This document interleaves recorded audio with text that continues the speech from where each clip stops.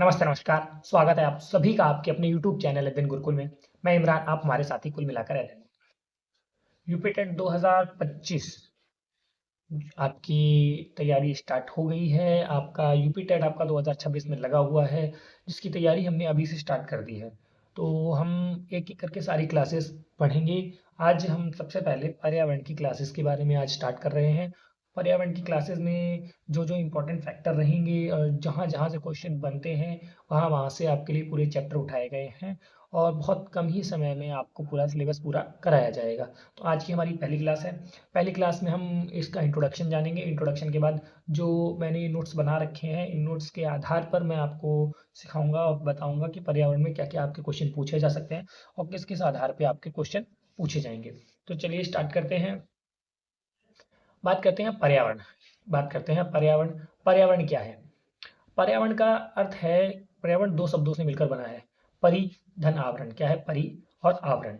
परि का अर्थ है चारों ओर और आवरण का अर्थ है घेरना। यानी पर्यावरण का पूरा अर्थ है जो भी आपके चारों तरफ घिरा हुआ है, चाहे वो पेड़ पौधे, जीव जंतु, जल, वायु, जो भी है वो हमारे पर्यावरण के अंतर्गत आता है। क्या है? पर्यावरण के अंतर्गत आता है। अब ये पर्यावरण को इंग्लिश में एनवायरमेंट कहते हैं। क्या कहते हैं? इन्वायरमेंट कहते हैं। ये फ्रेंच शब्द है। क्या है? फ्रेंच शब्द के इन्वर्नर से बना हुआ है, जिसका अर्थ है आस पड़ोस। यानी आस पड़ोस, यानी जो भी हमारे आस पड़ोस की, जो हमारे चारों ओर की जो भी चीजें हैं जो घेरे हुए हैं, वो हमारा पर्यावरण कहलाता है। इतनी बात आपको समझ में आ गई। पर्यावरण का अर्थ क्या है? पर्यावरण दो शब्दों से मिलकर बना है, परि धन आवरण। और ये फ्रेंच शब्द, क्या फ्रेंच शब्द इन्वायरमेंट, जो इन्वर्नर है इससे है, इसका अर्थ है पड़ोस।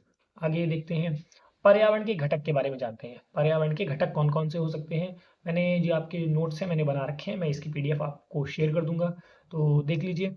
पर्यावरण के घटक, जो पर्यावरण के घटक हैं ये दो प्रकार के घटक होते हैं, प्राकृतिक और मानव निर्मित। कौन कौन से? प्राकृतिक और मानव निर्मित।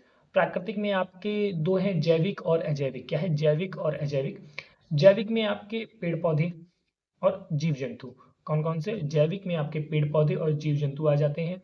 और वहीं अजैविक में आपका स्थल, धूप प्रकाश, वायु और मिट्टी, ये सारी चीजें यहाँ आ जाती हैं। यानी पर्यावरण के जो दो घटक हैं उसमें सबसे पहले प्राकृतिक की बात कर रहे हैं। प्राकृतिक के दो घटक बताए गए हैं, जैविक और अजैविक। क्या है? जैविक और अजैविक। जैविक में पेड़ पौधे और जंतु, और अजैविक में स्थल, धूप प्रकाश, वायु, मिट्टी। वहीं मानव निर्मित की बात कर लेते हैं, जैसे इमारत हो गया, पुल, सड़क, पार्क, बायोलॉजिकल पार्क, ये सब चीजें हैं, ये आपकी मानव निर्मित चीजें होती हैं। पर्यावरण के दो घटक कौन कौन से? प्राकृतिक और मानव निर्मित। ये आपको चीजें क्लियर हो रही होंगी धीरे धीरे। पर्यावरण के क्षेत्र क्या क्या हैं? पर्यावरण क्षेत्र मैंने एक डायग्राम के तौर से आपको बता रखा है। पर्यावरण के आपके टोटल तीन क्षेत्र होते हैं। तीन क्षेत्र कौन कौन से हैं? ये जो पहले मैंने आपका सर्कल बना रखा है, इसमें स्थलमंडल, और दूसरा सर्कल जो बना रखा है जलमंडल, और तीसरा सर्कल क्या है? वायुमंडल। और इन सब के बीच में जो ये क्षेत्र आ रहा है, जिसमें स्थल मंडल, जलमंडल और वायुमंडल तीनों का क्षेत्र शामिल है, उसे जैव मंडल कहते हैं। जैव मंडल का अर्थ क्या है? यानी जीवन जीने के लिए जो अनुकूल दशाएं जहाँ प्राप्त होती हैं, जहाँ पाई जाती हैं, जहाँ आपका स्थल भी होता है, जल भी होता है, आपका वायु, यानी जीवन जीने के लिए सारी दशाएं यहाँ अनुकूल होती हैं, तो इसको जैव मंडल कहते हैं। जो हमारा वास है पृथ्वी का, वो जैव मंडल पर है। यानी पृथ्वी की जो ऊपरी ठोस परत होती है उसको स्थल मंडल कहते हैं। जो संपूर्ण पृथ्वी का 1/3% एक भाग है, यानी 29% आपका स्थल मंडल है। और वहीं जलमंडल, जलमंडल आपका 71%, यानी 71%, पृथ्वी के 71% में आपका जल से घिरा हुआ है। संपूर्ण पृथ्वी का 2/3 भाग, यानी 71% आपका जल है। और वायुमंडल है, यहाँ गैसों का एक मिश्रण पाया जाता है, गैसों के मिश्रण से पूरा वायुमंडल बना हुआ है। और जैव मंडल का अर्थ मैंने आपको बता ही दिया है, जीवन के लिए अनुकूल जो दशाएं पाई जाती हैं ये आपका जैव मंडल कहलाती हैं। तो ये आप डायग्राम देख सकते हैं, इस डायग्राम के आधार पे मैं आपको सारी चीज़ें क्लियर करने की कोशिश कर रहा हूँ। तो अगर आप चाहें तो इसका स्क्रीनशॉट भी ले सकते हैं, और इसकी पीडीएफ मैं आपको आपके टेलीग्राम जो चैनल है उस पर मैं शेयर कर दूंगा। अगला देखते हैं, वायुमंडल। जो वायुमंडल में जो प्रमुख गैसें पाई जाती हैं, यहाँ से आपके क्वेश्चन पुटअप किए जाते हैं। वायुमंडल की जो प्रमुख गैस है वो है नाइट्रोजन। क्या है? नाइट्रोजन। नाइट्रोजन लगभग 78%, 70 है सबसे ज़्यादा वायुमंडल में पाई जाने वाली जो गैस है वह नाइट्रोजन ही होती है। 78% आपकी नाइट्रोजन पाई जाती है। वहीं दूसरे नंबर पे आपकी ऑक्सीजन है यानी O2, ये आपकी 21% है यानी 21% है। उसके बाद आर्गन है जो आपकी 0.93% है। वहीं कार्बन डाइऑक्साइड आपकी 0.038%, मैंने एक्यूरेट डाटा लिखा हुआ है। वहीं जल वाष्प आपका 0 से 4% के बीच में रहता है। तो ये लगभग आपकी जो प्रमुख गैसें हैं, प्रमुख गैसों के मैंने नाम लिख दिए हैं। सबसे पहले nitrogen, oxygen, argon, carbon dioxide और जल वाष्प।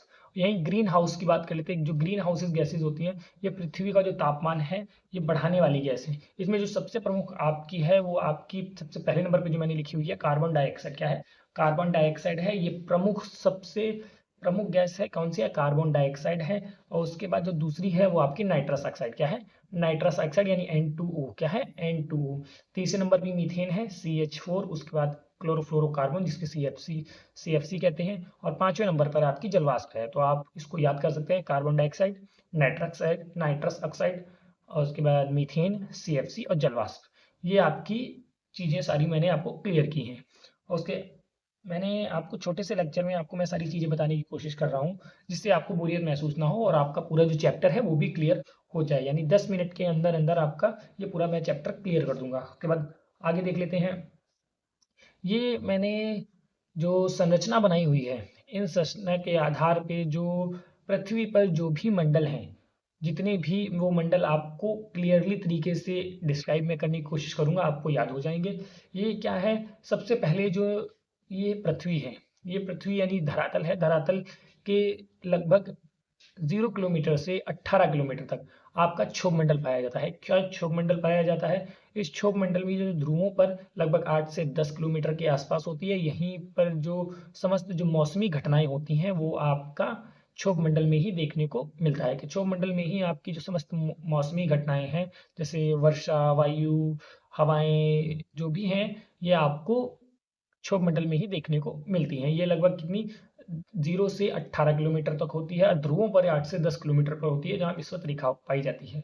उसके बाद आपकी दूसरे नंबर पर 18 से 50 किलोमीटर यानी 18 से 50 किलोमीटर पे आपका समताप मंडल होता है। क्या होता है? समताप मंडल होता है। और इसी समताप मंडल पे आपकी ओजोन ओजोन परत पाई जाती है, जो आपको जो पराबैंगनी बैगनी किरणें होती हैं उससे इसकी रक्षा करती हैं। और उसके बाद हम आगे बात कर लेते हैं।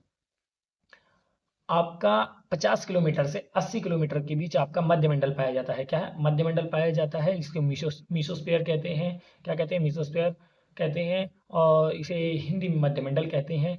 और इसी में ही जो तापमान होता है वो -100 डिग्री यानी -100 डिग्री के आसपास होता है। और यहीं पे जो उल्का पिंड है, यहीं पर आकर उल्का पिंड, आयन मंडल से उल्का पिंड आके यहीं पर समाप्त आपको दिखाई देते हैं। उसके बाद 80 किलोमीटर से 400 किलोमीटर आप तक आपका आयन मंडल है। आयन मंडल में ही आपकी जो रेडियो तरंगे हैं वही आपको देखने को मिलती हैं। और आयन मंडल को तापमंडल यानी थर्मोस्फीयर भी कहते हैं, क्योंकि ये मंडल सबसे गर्म मंडल होता है। उसके बाद 400 किलोमीटर से लेकर अनंत तक जो आपका बहिर्मंडल कहलाता है। क्या बहिर्मंडल कहलाता है? इसमें हाइड्रोजन और हीलियम जैसी गैसें पाई जाती हैं। इस संरचना को याद करने के लिए आपके लिए छोटी सी ट्रिक बनाई गई है।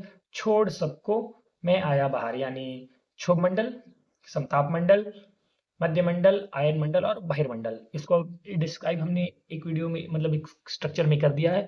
अब इसको डिटेल में पढ़ने की कोशिश करते हैं। तो इसको डिटेल में पढ़ेंगे। सबसे पहले हम पढ़ेंगे आपका क्षोभ मंडल। क्या है? क्षोभ मंडल। क्षोभ मंडल की जो ऊंचाई है, क्षोभ मंडल की ऊंचाई जो ध्रुवों पर होती है 8 से 10 किलोमीटर, जो मैंने आपको बताया है। और विषुवत रेखा पर लगभग 18 किलोमीटर, 0 से 18 किलोमीटर तक क्षोभ मंडल की आपकी ऊंचाई होती है। और यहाँ जो समस्त मौसमी घटनाएं हैं वो आपको यहीं पाई जाती हैं। यहाँ ऊपर की ओर जाने पर तापमान में कमी आती है। लगभग लगभग 6.5 डिग्री सेंटीग्रेड इससे लेकर 1000 मीटर तक यहाँ तापमान घटने का दर रहता है। और जो तापमान घटने की इसी दर को हम सामान्य ह्रास दर कहते हैं। क्या है? सामान्य ह्रास दर कहते हैं। पेपर में क्वेश्चन ये पूछा जा सकता है कि सामान्य ह्रास दर किसे कहते हैं? जो तापमान घटने की दर होती है उसे सामान्य ह्रास कहते हैं। तो क्षोभ मंडल से आप क्या क्या जान चुके हैं? इसकी ऊंचाई 8 से 10 किलोमीटर इसकी ध्रुवों पर होती है। और विषुवत रेखा पर इसकी जो ऊंचाई है वो 0 से 18 किलोमीटर तक है। और यहीं आपकी समस्त मौसमी घटनाएं देखने को मिलती हैं। अगला देखते हैं समताप मंडल। समताप मंडल को आप स्ट्रेटोस्फीयर कहते हैं। और इसकी लंबाई आपकी 18 किलोमीटर से 50 किलोमीटर के बीच में आपकी पाई जाती है और इसी में ही आपका ओजोन परत पाया जाता है। ओजोन परत जो है, ओजोन परत जो पराबैंगनी किरणें हैं उससे पृथ्वी को आने पर रोकती है। पृथ्वी पर जो कैंसर जैसी समस्याएं हैं उससे ओजोन पराबैंगनी किरणें जो होती हैं उससे ओजोन परत जो परत है इन पराबैंगनी किरणों को धरती पर आने, पृथ्वी तक आने पर इनको रोकती है। ओजोन परत की सबसे पहला छिद्र अंटार्कटिका में देखा गया था। कहाँ देखा गया था? अंटार्कटिका में देखा गया था। और इसको सर्वाधिक नुकसान जो पहुंचाने वाली इसमें गैस है वो क्लोरोफ्लोरोकार्बन है। आप इस गैस का नाम याद रखेंगे, क्लोरोफ्लोरोकार्बन है। और ओजोन को मापने की जो इकाई है वो डॉप्सन कहलाती है। क्या कहलाती है? डॉप्सन कहलाती है। और ओजोन परत के संरक्षण के लिए एक प्रोटोकॉल बनाया गया था, मॉन्ट्रियल प्रोटोकॉल। ये मॉन्ट्रियल प्रोटोकॉल है वो 16 सितंबर 1987 को हुआ था। और 16 सितंबर को ही तब से ओजोन दिवस मनाया जाता है। क्या? ओजोन दिवस मनाया जाता है। ये जो सारी चीजें हैं वो मॉन्ट्रियल जो प्रोटोकॉल्स हम आपको जब पढ़ाएंगे तब आपको क्लियर एक एक करके यहाँ पर हम आपको बताएंगे। तो सब तापमंडल के बारे में आपने जान लिया है। इसकी जो ऊंचाई है 50 किलोमीटर तक है और यहीं आपकी ओजोन परत पाई जाती है और जो पृथ्वी पराबैंगनी किरणों को पृथ्वी पर आने से रोकती है। और जो सर्वाधिक जो नुकसान पहुंचाने वाली गैस है उसे क्लोरोफ्लोरोकार्बन कहते हैं। और ओजोन को मापने की जो इकाई है उसे डॉप्सन कहा जाता है।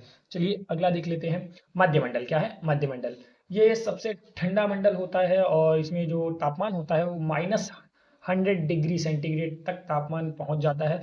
और यहीं आपके उल्कापिंड दिखाई जाते हैं। इसकी जो दूरी होगी वो 50 से 80 किलोमीटर के बीच में होगी। क्या है? 50 से 80 किलोमीटर के बीच में होगी। और उसके बाद चौथे नंबर पे है आपका आयन मंडल। जो आयन मंडल है यहाँ आपकी रेडियो तरंगे पाई जाती हैं और सर्वाधिक गर्म होता है, इसलिए इसको तापमंडल भी कहा जाता है। यानी आइनोस्फीयर की जो ऊंचाई होगी, जो लंबाई होगी वो 80 से 400 किलोमीटर, कहीं कहीं 600 किलोमीटर भी लिखा होता है क्योंकि क्वेश्चन नहीं पुटअप किया जाता है। पर जितना पुटअप किया जाता है मैं आपको वहां से बता रहा हूँ। लगभग जो इसकी ऊंचाई होगी आपकी 80 से आपकी 400 किलोमीटर लगभग होती है और इसे ही तापमंडल कहा जाता है। अगला देखते हैं। अगला आपके बस यही पूरा टॉपिक है, यहाँ तक आपको मैंने क्लियर कर दिया है। और लास्ट में आपका जो बहिर्मंडल है वो बहिर्मंडल जो इसकी ऊंचाई लगभग आपकी 400 किलोमीटर से अनंत तक रहती है और इसके बारे में मैंने आपको डिटेल में सारा सब कुछ बता ही दिया है। तो बाकी जो भी मैं आपको यहाँ समझाने की कोशिश कर रहा हूँ ये ईवीएस का जो टॉपिक है, यूपी टेट सहित और भी जो अदर एग्जाम्स हैं सब में आपका यहाँ पूछा जाता है। तो कोशिश करते हैं कि आपको ये लेक्चर अच्छा लगा हो और अगर लेक्चर अच्छा लगा हो तो ये क्लासेस आपकी लगातार यहाँ आप चलेंगी। और जो भी कोई सवाल हो आपका वो आप कमेंट बॉक्स में लिख सकते हैं, कमेंट बॉक्स में पिन कर सकते हैं। चाहे तो आप वीडियो को रोक रोक के स्क्रीनशॉट भी ले लें। अगर नहीं तो आपके लिए ये जो पीडीएफ है आपके टेलीग्राम चैनल जो अध्ययन गुरुकुल का है ऑफिशियल, वहाँ पर भेज दी जाएगी। बाकी चैनल से ज़रूर जुड़ें। जितने भी दोस्त लोग हैं उस चैनल से जुड़ना ना भूलें। मिलते हैं किसी नए अपडेट में, तब तक के लिए जय हिंद, जय भारत, नमस्कार।